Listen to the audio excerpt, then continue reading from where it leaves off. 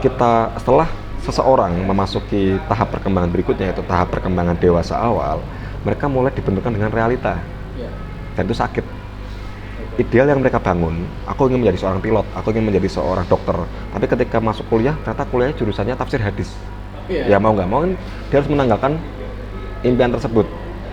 Dan impian itu ketika diserabut dari orang yang memiliki keyakinan bahwa dia akan menggapai impian tersebut, itu cukup sakit dan menyakitkan.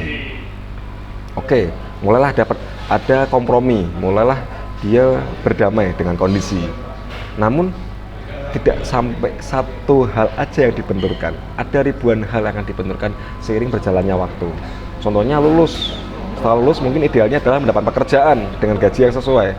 Ternyata selama 1 tahun, 2 tahun, 3 tahun nggak dapat pekerjaan juga. Tiba-tiba orang tua meninggal, tiba-tiba ada kebutuhan untuk orang tua atau untuk adik-adiknya, sehingga ada banyak sekali badai pikiran yang menyebabkan orang tersebut terserang secara psikis. Nah, biasanya quarter life crisis itu ditemukan pada 1/4 usia manusia. Yaitu quarter life crisis adalah awal dari permasalahan yang timbul di fase perkembangan dewasa awal. Apakah nanti akan ada badai setelah quarter life crisis? Banyak. Di dewasa tengah nanti akan ada hantaman yang lebih kompleks lagi. Apalagi di dewasa akhir, bagaimana kita akan muncul namanya post power syndrome, di mana kita udah nggak memiliki pengaruh, kita nggak memiliki ruang lingkup pengaruh, atau kita nggak memiliki lingkar sosial yang lebar dan lain sebagainya. Case-nya ada hal ini, Mas.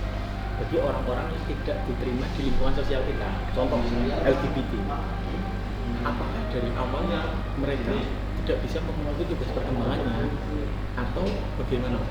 Kalau sudah terjawab? Tidak bisa berarti? Iya. Mau seperti apa pun nggak bisa? Mau tidak mau mereka akan membuat sebuah ekosistem baru. Menariknya kalau kita membahas soal LGBT,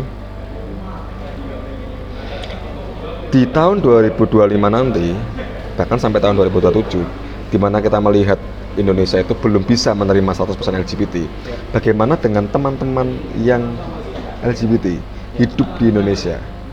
Mereka akan ada di fase terkendala secara sosial, ada hambatan juga pada kritis identitas, fungsi sosial, citra diri, dan juga tugas perkembangan.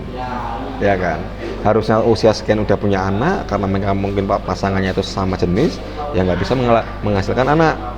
Mau nggak mau harus adopsi pun juga bukan sebuah solusi, karena akan menambah problem yang baru, yaitu ketika anak akan tumbuh dewasa dan akan bingung identitas warga seperti apa, kenapa berkumis semua gitu.